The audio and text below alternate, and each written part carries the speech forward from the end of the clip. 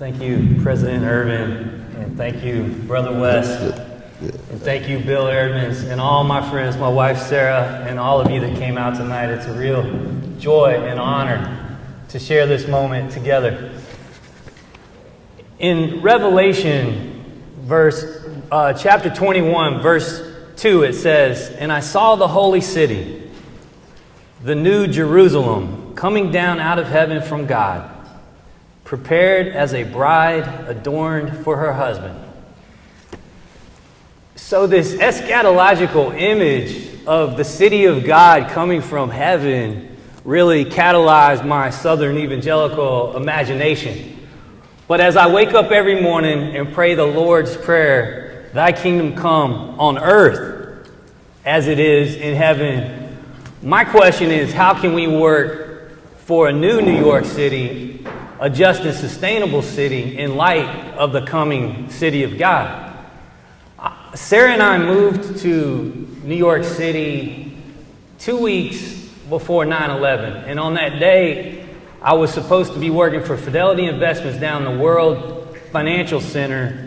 And I caught Sarah's opera teacher, Mignon Dunn, said that there some planes that hit the trade towers and that they were falling, and we went and we were in the International House a couple blocks from here. We went downstairs with all these students from around the world and watched the TVs as these towers crumbled, and were devastated and wanted to do something. So we went with our friends over to St. Luke's Hospital to give some blood, but nobody made it up for the blood. And then, unemployed and wanting to help, I went to Riverside Church that Sunday.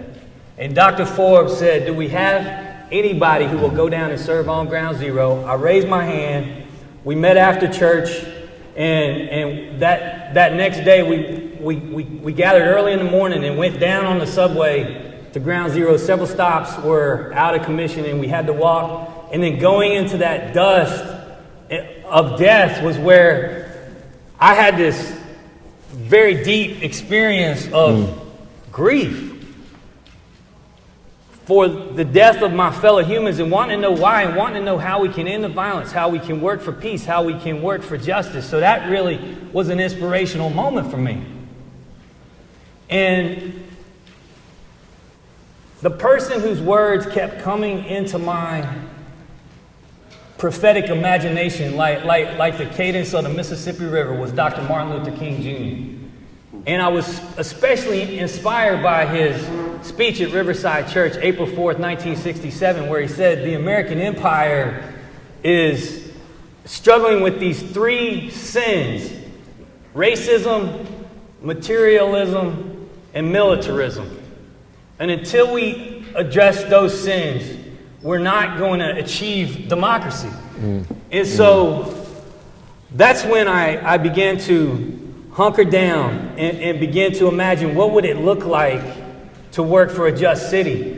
And as I studied King's life with the help of Willie Baptist and Liz Steele Harris and the Poverty Initiative, I saw that when King was shot on April 4th, 1967, that was another moment of deep grief for the nation. And all of a sudden, the civil rights leaders had to figure out what to do. And so Andrew Young, Ralph Abernathy, Jesse Jackson said, "Let's take the Poor People's Campaign to the capital city." And with 12 freedom trains, they marched and occupied the National Mall. And citizens came from around the country, including Bill Erdmans from Grand Rapids, Michigan. He made that trek. And many of you who are here today, from May 13th, 1968 to late July, there was an occupation of D.C. A resurrection city is what they called it. Abernathy drove the first stake. Jesse Jackson was the mayor. And every day they would gather and go to the White House, go to the Capitol, and advocate for the poor. But it wasn't just the Black Baptist-led civil rights movement, because they had Native Americans from the Pacific Northwest in Washington State coming down and saying, "We want fishing rights to our rivers." And folks of Hispanic and Latino descent from the Southwest saying, "We want this land back." And so they brought in their agenda for justice, and continue to take it to the powers and principalities to lift up the cause of injustice and work for the end of poverty. And I see Resurrection City in 68 as a prefigurement of Occupy Wall Street in Zuccotti Park that started just last year, September 17th, 2011. And so we are part of a movement that is growing, a movement for love and justice, a movement of Resurrection City, and that gets me excited.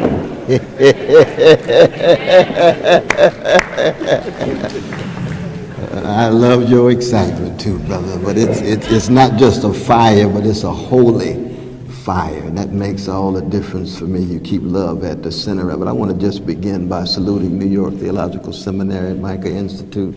See my dear brother Dale Irvin going back 30 years, and seeing Sister Shepherd and Bill Erdman. Boy, I love this, brother. 24 years ago, you published my second book, brother, Prophetic Fragments, and I'll never forget it.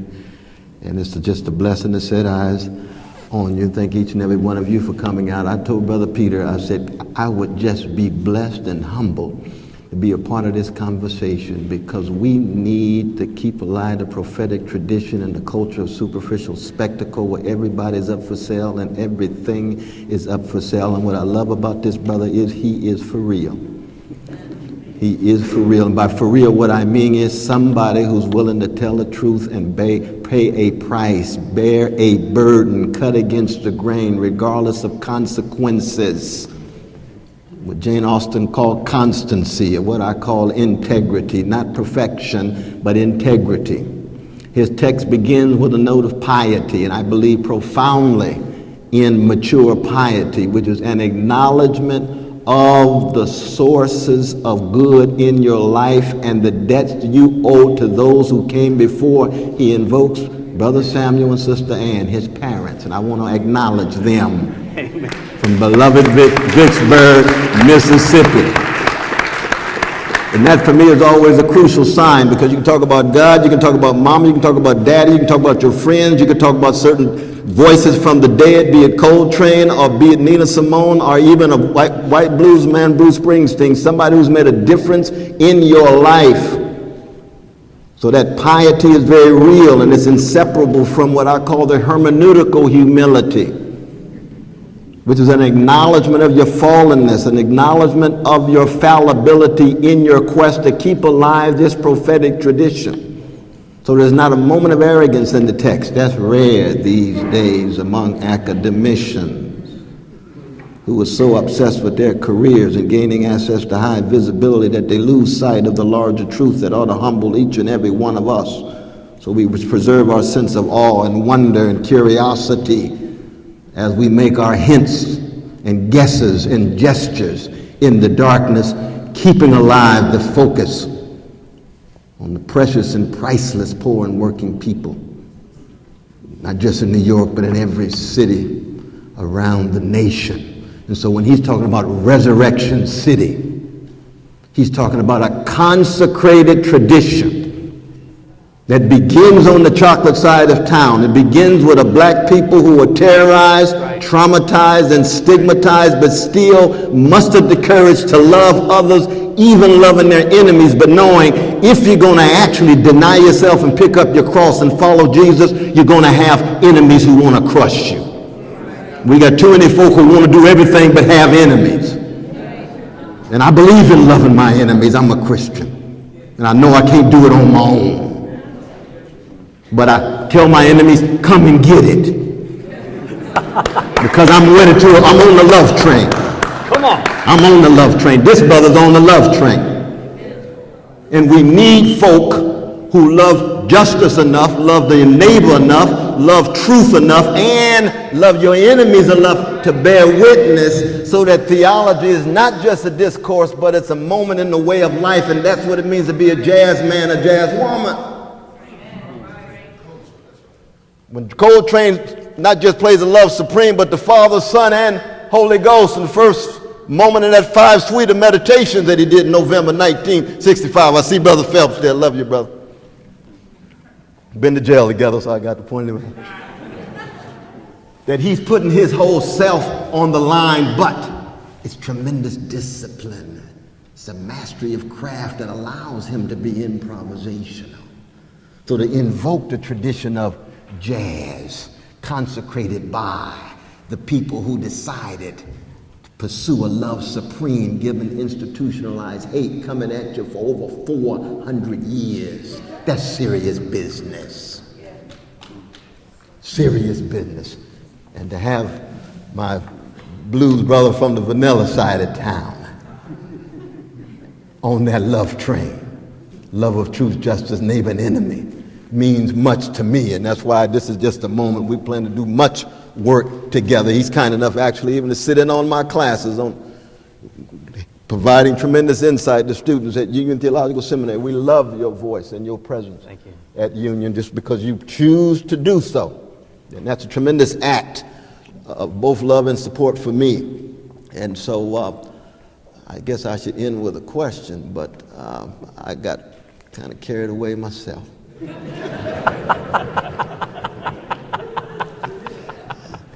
But I guess my first question would be, given the prevailing paradigms in contemporary theology, how does a theology of improvisation begin to radically call into question some of the assumptions of your fellow theologians?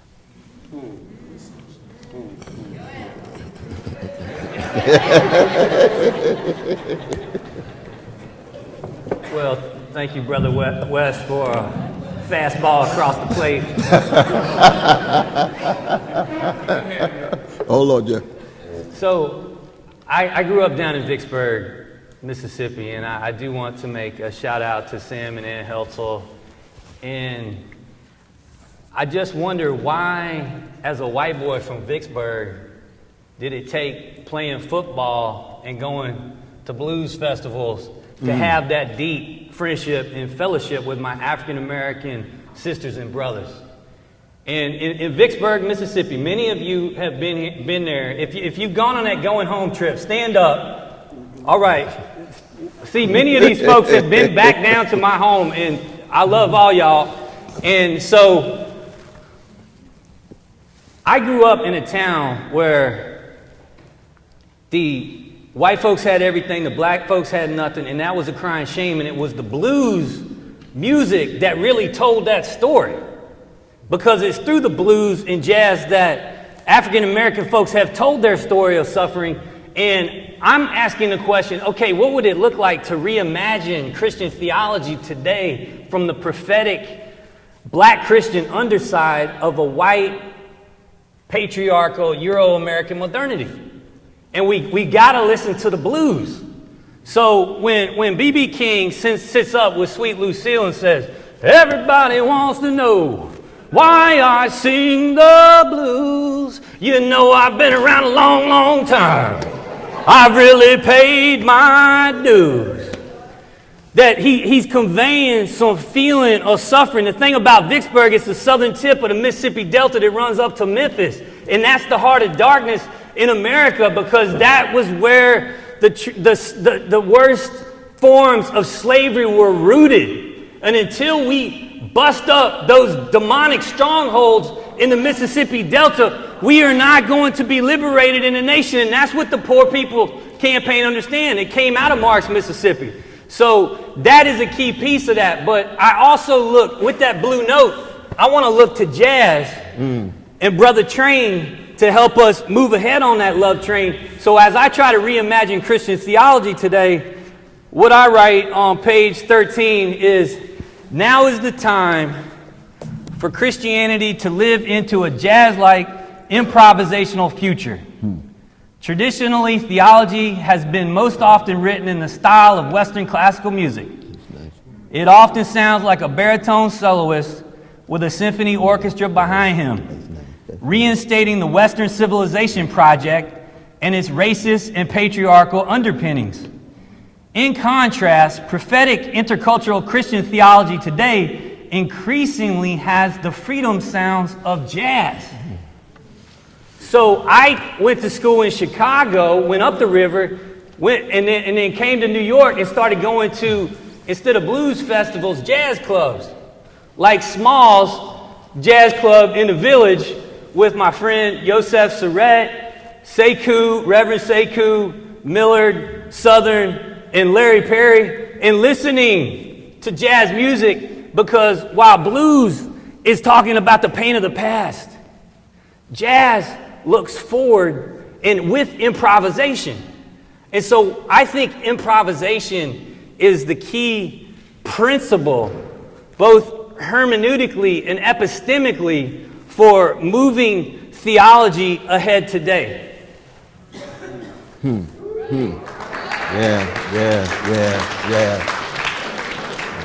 See my dear brother, Professor Aubrey Hendricks, sitting on the front row. I know in 1995, his classical essay on guerrilla exegesis talked about the centrality of jazz and improvisation as a mode of hermeneutical activity. And of course, it's a voice and set of voices that is so very important. Your voice, of course, being so crucial now in terms of not just keeping alive this tradition, but speaking to a younger generation. Now, when B.B. King says, "Nobody loves me but my mama, and she might be jiving too," which is the B-side of The Thrill Is Gone, that he's pointing us to the catastrophic. See, anytime you invoke the blues, you're talking about how do we featherless, two-legged, linguistically conscious creatures born between urine and feces cope with catastrophe. Come on, make it plain. It's not a problem. It's catastrophe. Children, catastrophic. Working people, catastrophic. People of color, catastrophic. Indigenous peoples, catastrophic. Women dealing with patriarchal violence, catastrophic.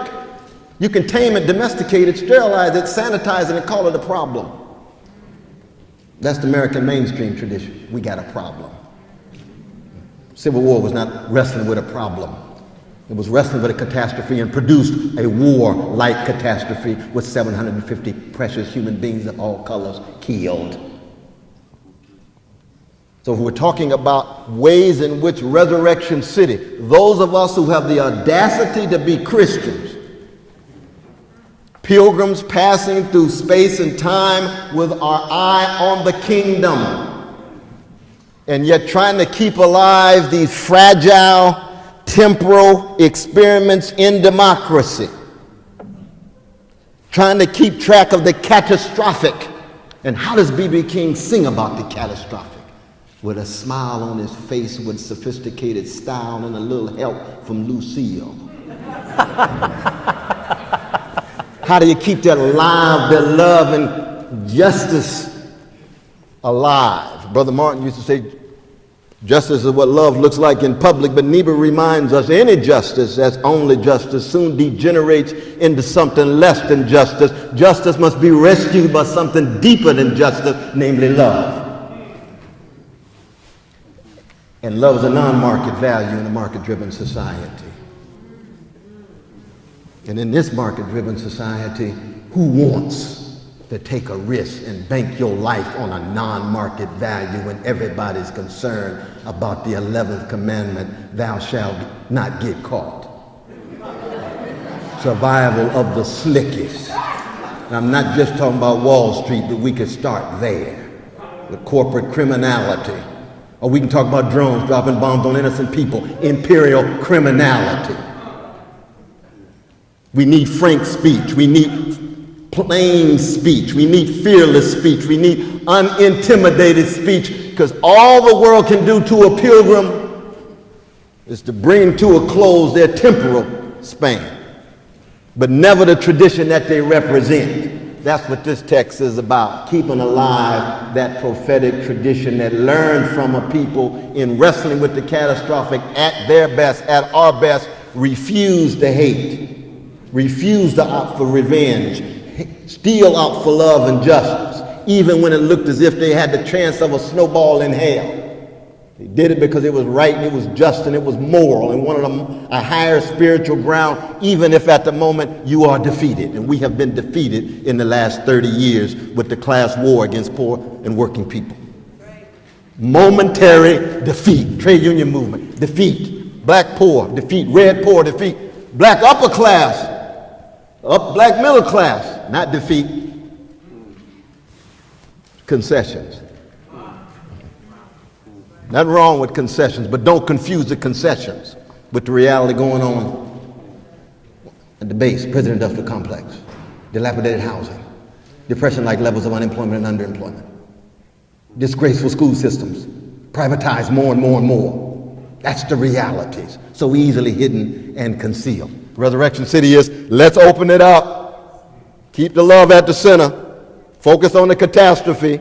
Keep the style and the smile and the love, bringing us together as human beings made in the image of God, but recognizing that there's a good chance that many of us will be crushed. Because that's what powers that be do to those in the prophetic tradition. And we say, we're going to fight on anyway because it don't mean a thing if it ain't got that swing. Well, thank you, Brother West. And I think this question of what sustains our work for justice is a really important question. And so as prophetic Christians, I think prayer and going to church and being equipped in political discipleship is really key here. And it's interesting that I've turned to a jazz musician, Coltrane, to help tutor me in what it means to love. And I want to thank you, Brother West, for helping me understand him better when you write, and this is on page 19, is it mere accident that a love supreme, the masterpiece of the greatest musical artist of our time and the grand exemplar of 20th century black spirituality, John Coltrane, is cast in the form of a prayer? A love supreme, a love supreme, a love supreme, a love supreme, a love supreme, a love supreme, a love supreme, a love supreme, a love supreme, a love supreme, a love supreme, a love supreme, a love supreme, a love supreme. Yeah, you hear that melody as a rhythm, a kind of cadence of Christian spirituality. So when I look at this question of what does it mean to love, which is a really concrete question for us as I go home to Sarah each night, how do I love her more fully? As I go to Park Avenue Christian Church with Pastor Jennifer Collar, how do we love the folks at Park Avenue Christian Church? As I come to teach with President Irvin and Dean Moody Shepherd, how do we love our students at NYTS? This is a concrete question. Well, what Coltrane says is acknowledgement and pursuance and prayer. And he ends on prayer because God is love, and God is the source, the deepest source of this love. And so I think that as we battle the powers and principalities, as we take on the elite that run our world, that we have to do it in a different way. And in organizing terms, my critique of Saul Alinsky is that it's instrumental. It's just going out and doing one-on-ones and trying to figure out how can we have self-interest and how can we do a winnable victory. But in faith-rooted organizing, come out of the civil rights movement, as Reverend Jackson always says, it doesn't matter if we win or lose this fight, but that we're in the right fight. And every move we make, we have to do in love. So when Reverend Phelps and Dr. West were down on trial, I went down to that courtroom to see them for protesting, for stopping, for standing in front of a police precinct and arguing with the judge over whether or not this was breaking the law or people could get into the precinct or not. They were making a stand for the way in which people of color are being oppressed today in our city. Now, Mayor Bloomberg has said that the NYPD is his personal army. Now, the question is, are we going to let the police continue to have brutality on our folks, or are we going to stand up for them? All the people that were hurt in Sandy, Are we gonna stop until every single family that was displaced has a FEMA trailer and the money that's owed them for this disaster? Like, how are we going to be prophetic in this moment in our city? Because what's happening is, while the prophetic of full housing, not that just temporary housing, because those families own those homes, especially in Staten Island and Brooklyn. That's right, brother. That's right. So these are the questions that we have to turn to as we think about what does it mean to be prophetic today. But it has to, see, there's a dialectic between the personal and the political and the spiritual and engagement. And that's why I think the church is so important, because we have colleagues committed to the project of democracy, and we continue to work with these provisional attempts to achieve democracy on the local, state, and national level. But in the church, we've been meeting for centuries, and there's wisdom there. There's spiritual wisdom. So when we organize, it's got to be with beloved community. It's got to be with love. It's got to be with grace. And we have to share God's love with everyone, even the elected folks, even the 1%, even the folks who are oppressing. This was the brilliance of King. Yes, we call out all of the oppressors, from Simon and Legree all the way to Bull Connor. But we have to have the strength to close ranks and the strength to love. Absolutely. Yeah. And I do hope you all get a chance to read the text, because as he moves very, very subtly from conception of Jesus as a Jewish improviser, he has the courage to acknowledge the very rich prophetic tradition of Judaism, and yet at the same time the way in which Jesus is able to provide a new lens, a new angle of vision, even on that very rich and powerful prophetic tradition of Judaism as a Jewish person. It's so easy to overlook the Jewish character of Jesus. It's like a Hollywood film. Jesus looks like the uncle of Michelangelo, where it's deeply Middle Eastern and Jewish, and then allows that love of Hesed, steadfast love, to overflow in such a powerful way that it is in many ways continuous with the tradition that the great Rabbi Abraham Joshua Heschel talks about. You invoke Heschel early in the text, even as we Christians build on that tradition. Then it's on the Sojourner Truth and the reading of Howard Thurman, I would highly recommend to you, connected to Martin Luther King Jr. and the mystical, prophetic, theological tradition, which has its own distinctive features of being open to not just the mystery of what it means to be human, but the magnitude of that mystery that ought to be both humbling on the one hand, but also generating the sense of awe, W-E, not the way people use the word awesome these days. It's just a market construct. That was awesome. No, that wasn't awesome. That was just interesting. God is awesome. The miracle the Lord performed in my life is awesome. Please, let's get our language straight. But it's so easy these days, of course, to have the language so emaciated and dumbed down, and the prophetic tradition has to preserve its language. This is true in our churches.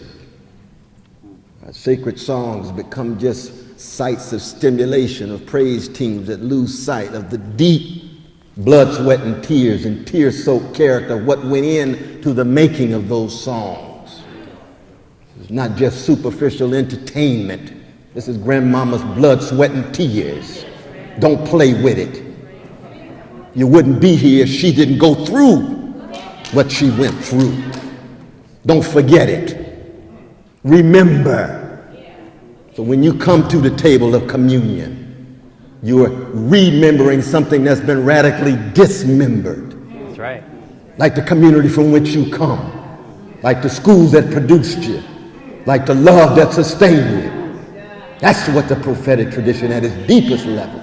Brother Peter Paris understands, a distinguished professor at Princeton, been going for 45 years and still strong, trying to keep alive the same tradition. But let us be honest about it. This tradition that he's talking about today is weak and feeble. It's being trashed, rebuked, scorned, because it requires too much in a push-button culture. Too much for short-term thinking. Too much for trying to get over by any means. And we've got to do all we can to keep that tradition alive and bequeath it to the younger generation. So even when he ends with Coltrane, he also has hip-hop connections. The Lupe Fiascos and Immortal Techniques and Brother Ali's and others at work. Because our young people need to know that the love train is something that they need to get on as well. And I appreciate you bringing up Jesus, because at NYTS, we've been really shaped by Aubrey Hendricks' The Politics of Jesus. And he talks about the fact that Jesus was a poor Jewish man up in the northern country, not like the Jerusalem Jews, in that when he went to turn to Jerusalem and went to the temple to clean it up, he had a prophetic fire and a commitment to love and justice. But he was also an improviser. So in the same way that John Coltrane can take my favorite things, when we saw Julie Andrews performing The Sound of Music, we knew that song on that cold, rainy night when she's trying to help all those kids overcome their fear. And she's like, remember your favorite things. And they start to laugh and sing and get happy. He takes the song in 61 and redoes it. And as Aubrey says, he gave it wings, black wings, a jazz thing, which is to say something like Coltrane is riffing on this song from Oscar and Hammerstein, but then if we take it to 66 in the Village Vanguard, he brought it down deeper. And there was more dissonance as he entered with his ensemble, the Abyss, and then brought that tune back out. And then in Love Supreme, he writes his own song. So as we do theology today, we need to riff on the standards of old. We need to sing new songs, and we need to sing new songs in New York City. Because the bottom line is that Mayor Bloomberg bought a third term. Now, can money buy politics? Can money buy space and time? Does money lock down this city? That's a question we have to be really honest about. Now they want to move the Democratic primary from like early autumn to June so they can fast track candidates, because you've got all these folks in there in the city council and in different offices. And the question is, are we gonna put skin in the game in this fight for justice at the level of elections? Yes. But that's only one piece of this. Are we going to work for policies and laws that are just? Yes, we did that with the living wage bill. And I would like to lift up Jeff Eichler and Ava Farkas and those, Michael Yellen and all those here, the ministers who fought so strongly, Ray Rivera, for this living wage bill that we got passed and is now law in this city. But I'm here to tell you, we have only just begun. There is a new day dawning in this city. Occupy was a moment that lifted up this notion that the 1% have a lot of the wealth and the 99% don't. Guess what? Shortly after that, they announced a study that said 96% of the income increase this past year went to the 1%. So the basic thesis of the Occupy Wall Street movement is correct. The question is, what are we going to do? How are we going to start to embody new forms of community? How are we going, do we have the courage to take our money out of Chase Bank and put it into a local bank that's helping the community?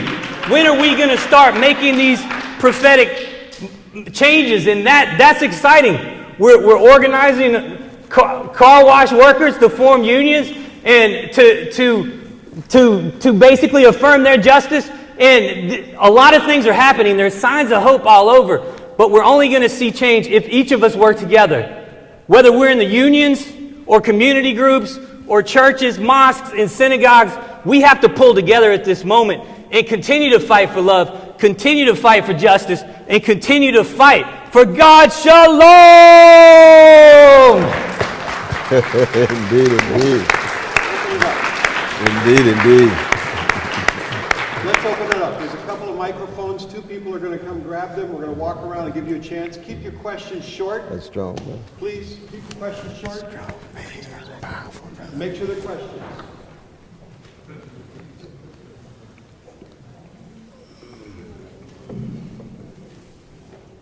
Thanks, Peter. Thanks, Dr. West, Dr. Pollard, from Catholic Christian Church. And I'm just taken by this understanding of catastrophe, and that's what it feels like that we're in the middle of. Yeah. And a lot of us are experiencing this from all sides. Yes, And yes. it's not, we don't fight against flesh and blood, but powers and principalities. And I just want to hear your feedback on how do we stay in this?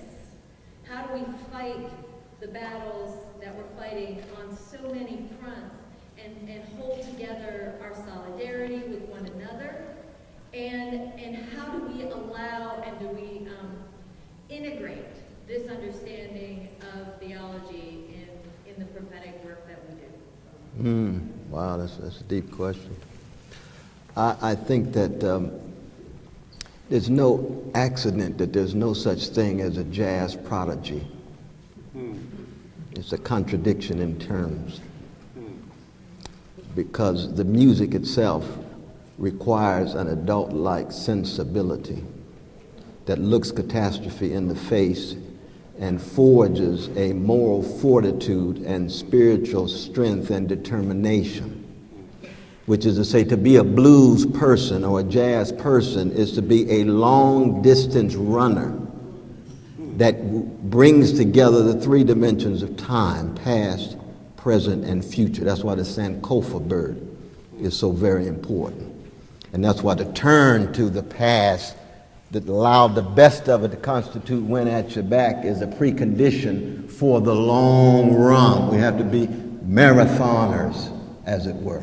Spiritual athletes as well as moral, political, and economic activists, but allowing that depth in our spirituality to inform who we are, so that the need for meditation and spiritual exercises and prayer and so forth and so on are integral, so that we're not sprinters, come out of the blocks fast and then sell out by the second lap.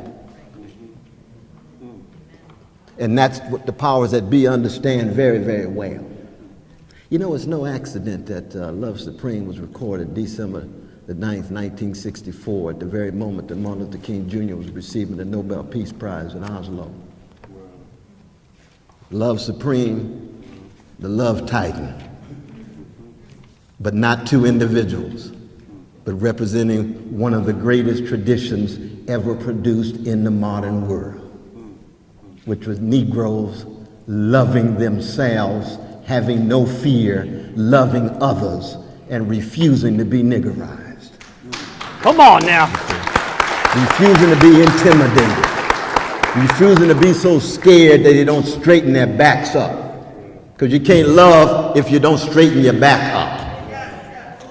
And you can't fight for justice if that straightened back up is not in it for the long run. Not for the market price, but for a different kind of prize for Christians. You see. And doing it in such a way that you're still embracing everybody. I appreciate your question, Jennifer, because we feel that catastrophic, and it's almost like it's a permanent state of catastrophe. And my 3 answers are Sabbath, and since I'm a pastor, I have to take my Sabbath on Monday because Sunday is a work day. But that rest, and how Heschel said, in the beginning, it's good, it's good, it's good. But on the Sabbath, it's holy. That's good, and then the seventh day. Is holy. That's and right. so when we That's take right. that rest for that one day, we are able to connect with the holiness of God. And then Buber talks about what is it that connects the I thou. If we really take the Imago Dei seriously, it's the exchange of hearts. We have to have the courage to be completely honest and vulnerable with each other. Otherwise, we'll never experience the intimacy or love that God has called us to.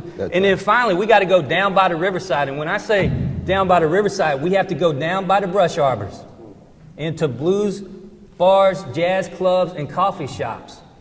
And even the part where there's no listening ears. We're not on our devices. We're just talking. But we are conspiring for the basileia to theo, that reign of God's righteous love and justice, because in those conversations, we will begin to move this city in a more just and sustainable direction.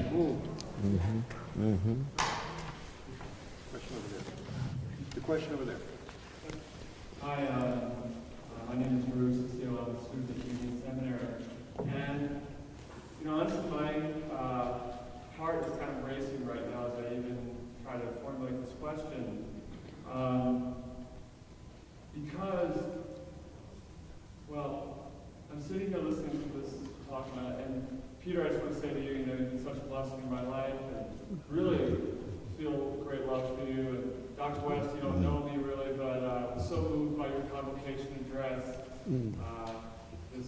earlier this fall.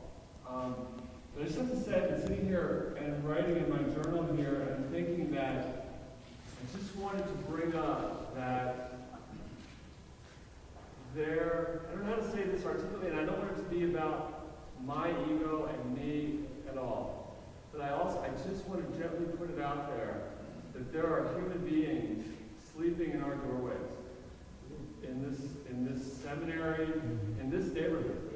And I feel like when we talk about taking a look at the powers that be that are not seeing or turning away, I honestly feel like we need to take a hard look at ourselves and just to hold myself accountable too. I live a very privileged lifestyle.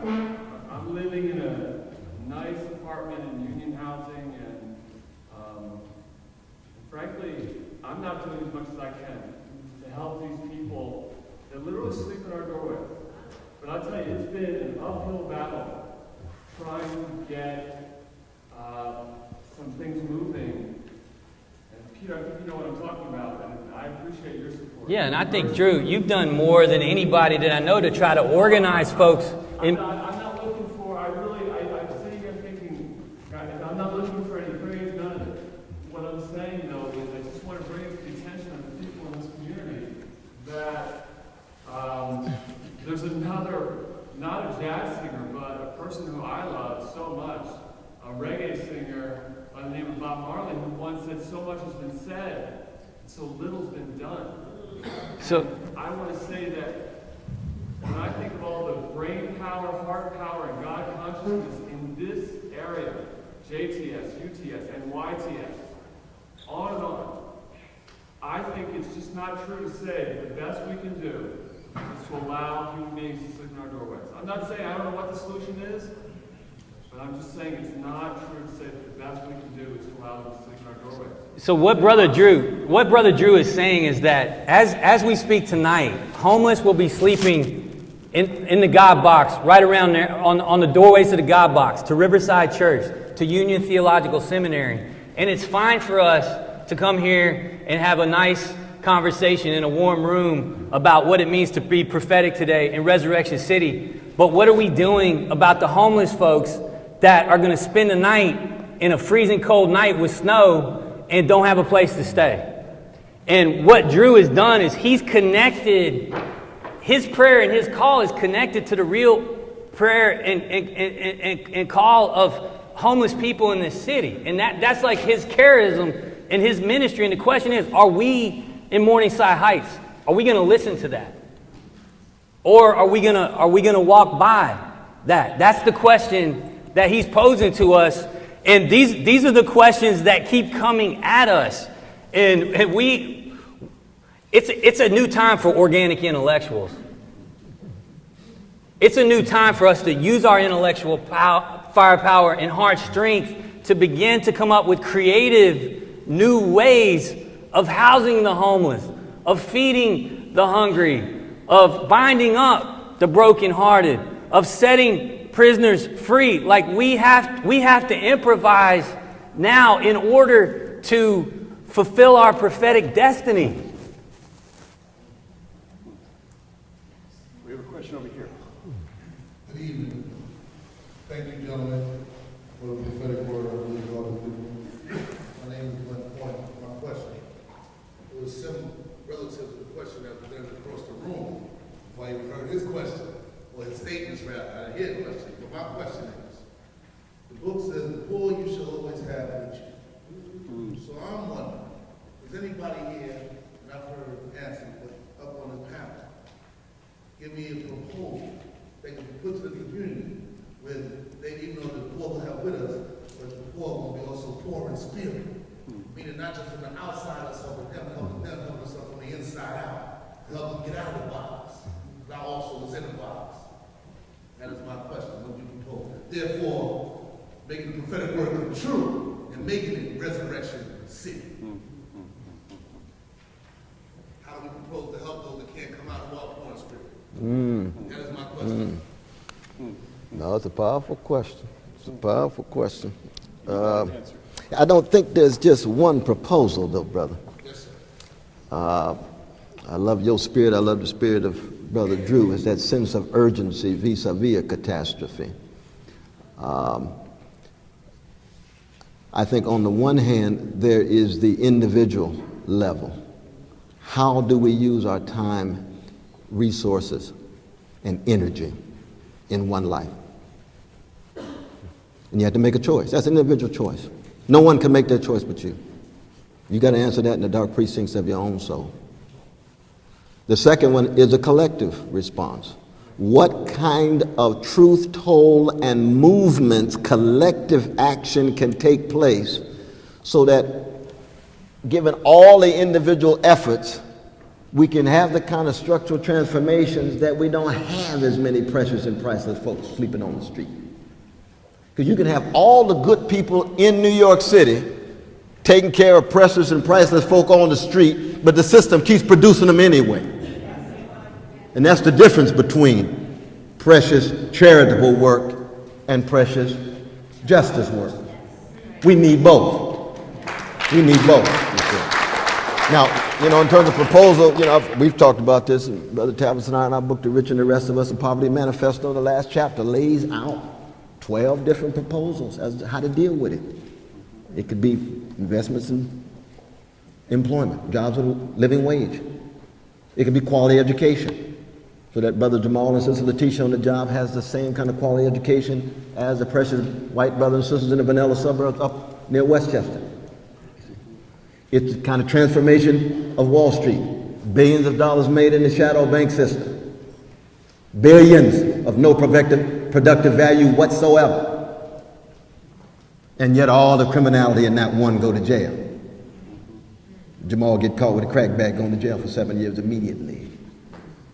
That's a criminal justice system that's criminal. Profoundly unfair and unjust. That's part and parcel of the kind of change that we're talking about. And so when I talked about a momentary defeat, movements in the end deal with structures and institutions. Individuals deal individual, precious, crucial, indispensable, but in the end, still inadequate in terms of dealing with the structure. Geraldine, I think Linda Sassour has a question right back here. I did want to share an answer with you too, which is on page 166, I quote Habakkuk, and it's coming out of the Sing Sing program at New York Seminary, where it says, I will stand at my watchpost and station myself on the rampart. I will keep watch to see what he will say to me and what he will answer concerning my complaint. Then the Lord answered me and said, write the vision, make it plain on tablets, so that a runner may read it. For there is still a vision for the appointed time. It speaks of the end and does not lie. If it seems to tarry, wait for it. It will surely come. It will not delay. When I went up with Ed Hunt and taught at Sing Sing Prison and talked to folks that had been in the box that were looking at the Bible and reading exegesis, with insight I'd never even thought of before. When you've been in darkness, you're able to see the light in a new perspective. And that's why there may be a white man, in the tower with a rifle. But what God is saying is, it's time for an African-American man, a Hispanic woman, to stand up in the tower as watch people for the injustice in our society, so we can begin, when something happens, if there's an injustice, we can move, we can communicate, we can love, and we can help to embody justice in that place. Sister Linda, do you have a question? Okay. I want to congratulate you and fellowship and blessings tonight. And when you start by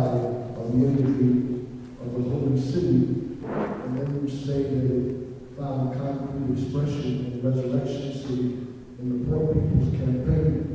My question is, Dr. Weston's introductory statements, since this all happens within the context of holiness, how do we manage the creative tension between the transcendent holy city and the resurrection cities that we create in time and space?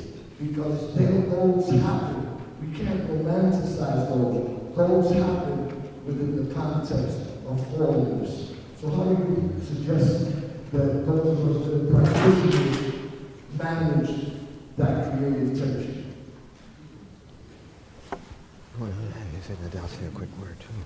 Well, I was at the AAR in Chicago. Many of you were there. And one person in a theology session said, of all the omni attributes, the one we need to keep is omnipresence. And I think the most powerful transformation in 20th century theology was Pentecostalism and bringing back pneumatology. And that's Ray Rivera from the Latino Pastoral Action Center in the Bronx. Give it up for Ray Rivera. Because the thing is that through the Holy Spirit, the transcendent and the immanent are united because God's Spirit is everywhere. And the reason that pneumatology is so important is that if the Spirit is in our heart, it's in everybody's heart. If we're made in the image of God, then God's Spirit is moving within all people. And the question is, do we have the courage to roll with the Spirit, to move with the Spirit, to be led by the Spirit? And that takes a lot of personal and political courage, but I think the Spirit is what brings together the transcendent and the immanent. But what I want to say is that the Holy Spirit, if you look at holiness in that semantic field, it's a lot closer to mishpat and tzaddik and justice and righteousness, which in the Psalms that says that's the throne of God in that. So I talk about the Holy Spirit as the Spirit of justice. That it's not just personal piety like, oh, I'm so good or I'm all that. But it's, no, we're working in the living wage campaign until every employee in this city is paid a living wage. We're not going to stop. So my point is that there's the Spirit, the Holy Spirit is a spirit of justice. And we need to come up with creative ways to embody that. Yeah, that's such a powerful question. And I tend to be old school about that, which means that for me, I decided a long time ago that I was going to be in the world, but not fully of the world. All right. So that the dialectical tension and the paradox of being in space and time as a fallen, disappearing bodily creature, but still with my eyes set and my soul oriented toward something bigger than me, namely a kingdom in which God is in charge. And the connection between God being in charge in a world with so much misery and so much suffering, which in the end is theoretically inexplicable and philosophically unreconcilable, but still willingness to bear witness in that time and space with the love which constitutes a miracle in my life, given the fact that I met Jesus as a gangster and I'm now a redeemed sinner with gangster proclivities. Come on, Brother West. Lay it down. In the world, but not of it. So that we all need to be accountable, answerable, responsible, because we all have gangster proclivities. And we might as well be honest about it. But at the same time, with those with gangster proclivities that are thoroughly unaccountable, that can generate structural forms of practice that produce levels of social misery, not just here but all around the world, need to be radically called into question with a spirit of love, but a willingness to live and die. That's what we talk about, see. And that's old school, and I'm old school. There's one question over here, and then we'll come back for two more over here, and that'll be about it. But I want to go here. Okay. Yes. Okay. Thanks, Peter. Thanks, Brother West. Yeah, good to see you, I'm brother. very intrigued by your proposal about theology as prayer. And questions about that. Firstly, what would it look like in the practice of theology to consider it more as prayer? Perhaps more open-ended, more contingent. I'd be interested to hear your thoughts on that. And then secondly, as one who believes that God might talk back, what would it look like for God to respond to theology as prayer? No, that's a very good question, Caleb. And I want to lift up my brother Caleb, who's doing a PhD in history at Princeton University, one of the great historians of American religious history. Caleb Maskell. Yes, I am with Coltrane in a prayer, and I think that we need to pray every morning when we wake up and every night before we go to bed and listen to the voice of God. Receive God's love, but really hear what God is trying to tell us about our life and our path of discipleship. And I think that silence is really important, that we need to spend time alone with God in solitude. And not just in the morning and night, but take retreats. Like I like to go up to the Monastery of the Holy Cross up the Hudson River, but there's a lot of places where you can go on retreat and really hear what God is saying to us, because I believe that God has a call on all of our lives. And God has a destiny for us to fulfill. And we have to really allow God's Spirit to give birth to that dream in our lives. And that takes a lot of spiritual work. And so I am very, very committed to prayer. And sometimes that voice means, it's like the proverb says, you may make your plans this way, but God will take you over here. And so what our plans may be may not be what God's destiny is for us. But God does have a destiny for each one of us. And to be connected to that is key. The second point is it's not just about prayer. As Brother Bonhoeffer said, it's about prayer and righteous action. So Bonhoeffer was a very deep brother. And he prayed when he started Finkenwald, the seminary in Germany. They had a very rigid discipline of prayer and biblical study.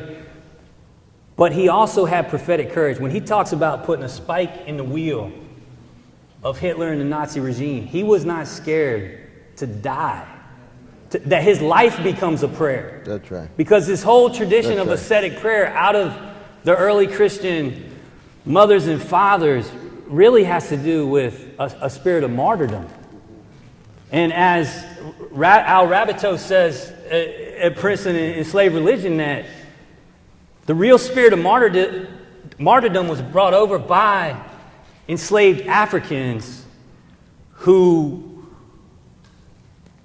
developed a countercultural spirituality that was deeply pious, but also had political punch. And so that's the dialectic I think we need to have, is prayer and righteous action. Now, just one quick, I'm just respond to that about prayer, because Martin Luther once wrote that next to the Word of God, the noble art of music is the greatest treasure of humankind. And Luther wrote some serious music. And I think what he meant by that was that the Word of God begins with cries and tears, cries of affliction and tears of sorrow. And it ends with tears of joy. And to deal with the catastrophic usually takes the form of tears or silence or song initially. Moans, groans, lamentations. Responds to your mama's grave. Best friend in the coffin, Brother Jim Washington. Tears, silence, song. And any theology that's worth its salt has to deal with that visceral level if it's going to sustain you from your mama's womb to tomb. And so when we talk about a form of prayer, which is a form also of gratitude and praise, tear-soaked, blood-stained, orienting your soul so that you're willing to play, willing to actually give it all.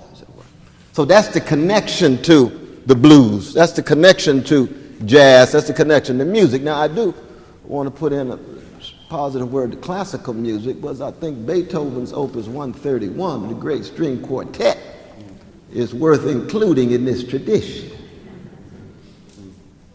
The depth of the tears, struggle, wrestling in that string quartet, as in many others, is one that allows us to appropriate a variety of different kinds of music that go beyond the blues and jazz.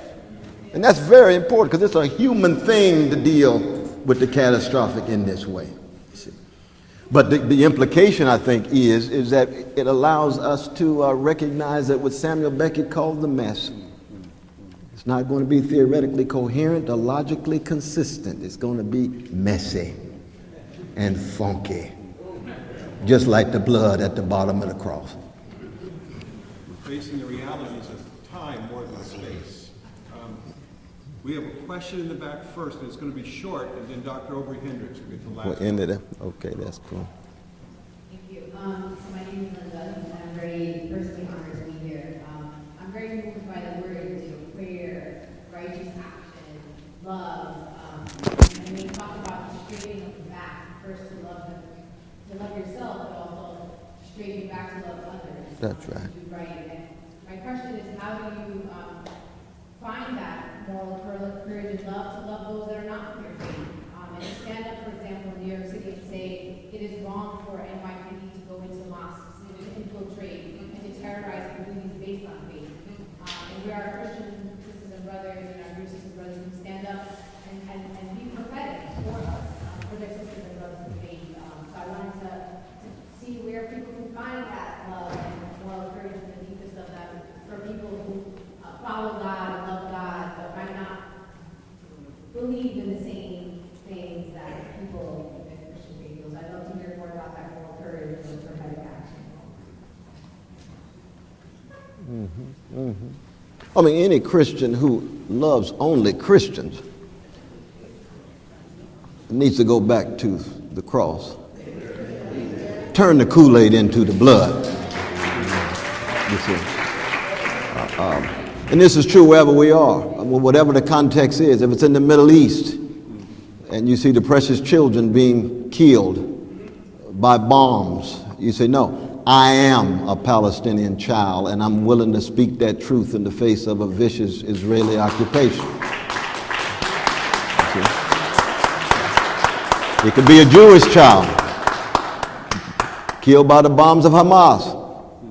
Anytime an innocent person is killed, it's a form of war criminality.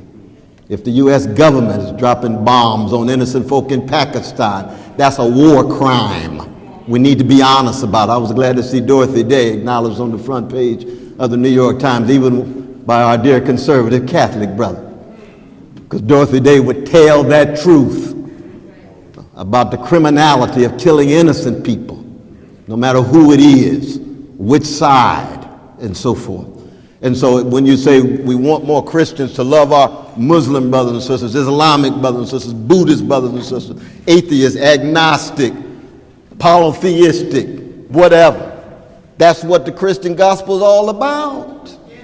That's what it's all about. And if you can't do it, just be honest. I'm trying to love everybody but black folk. Okay, work it out. Praying for you, goddamn. Just real quick, Linda, I just wanted to say the importance of dialogue, humility, and mutual transformation. My brother John Tatamino from Union Seminary has done a lot with this question of religious pluralism. So as Christians, we have to ask, how do we treat the religious other? And so we have to be open, if all people are made in God's image, to dialogue with each other in humility. That not only do we not have all the answers, but we may be wrong, which brings me to my third point of mutual transformation. How do we learn from the insight of each other? What I really appreciate what Brother West said is whenever anyone is killed, anywhere, that image of God has been annihilated, and we got to do something about it. That's right. Dr. Hendricks. That's right.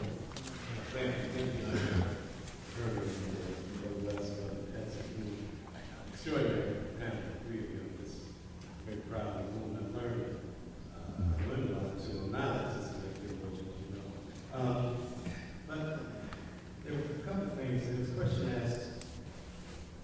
couple people ask about how do we deal with these problems on the ground and on implications on a higher level. I'd just like to offer two things in my mind. First, you mentioned Luke 4:16 and following, 4:18, the Spirit of the Lord is upon me, the preacher is poor. But what is forgotten often is that the 15 verses before that, Jesus is in the wilderness, he's going through spiritual administration to protect, to get himself, to strengthen himself, to deepen his spirituality. It's only then, after he's gone through all of that spiritual preparation, that he can stand and say, the Spirit of the Lord is upon me at that point. So on the level of the ground, it's so very important to have be involved in spiritual administration, which we don't do much in the church. No meditation, really. Vows of silence and that kind of thing. But when you go back and read Luke 4:1-15, you see it's all there. But more than that, going with the jazz metaphor, Charlie Parker was told to learn the scales and the various kinds of scales, and he misunderstood, so he learned all of them in every key. and that's why part we know as a virtuoso as he is today. And we know there's this woodshed tradition in jazz. I'm mentioning all that to say that when we talk about dealing with yes, brother, of course we have to be on the ground. We have to do it. That's part of humanity. But more than that, on the level of policy, we must pay more attention to that, because when it comes to political economy, when it comes to policy making, we don't have a lot of prophetic voices up there. We have Dr. West is in the public eye. We have several others, but we in church our angle of approach does not rise high enough, and so we need some folks who are going to learn the scales in every key. Come on. Go ahead. All right.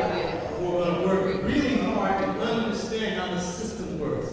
And more than that, we must be involved in policy making, because that's the only thing that will change the system.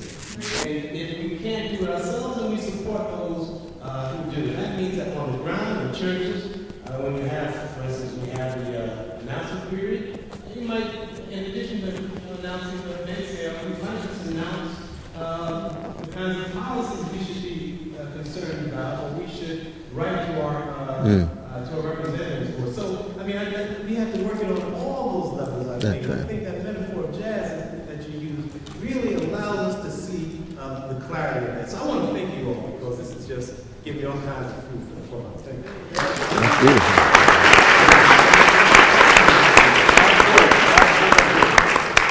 That's beautiful. Well, it's just been a wonderful time, and I'll end with Ephesians 6, put on the whole armor.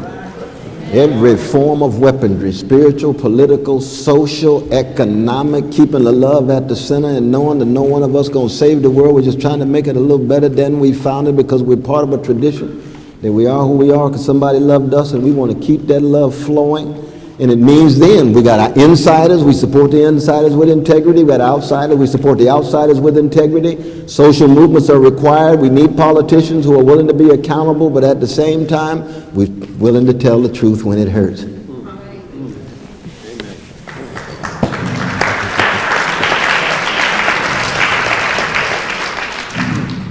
And I would like to close with the poem that I wrote on the last page of the book, 171. Behold, I am singing a new song.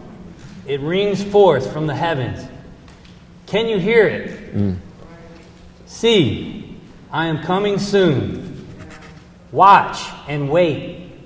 Swim in the river. Plant trees. Love and be faithful. Fruitful. Rebuild the beloved city in light of the city of God, the Alpha and Omega, the first, the last, the beginning, the end. A love supreme. The end, the beginning, the last, the first. Yes.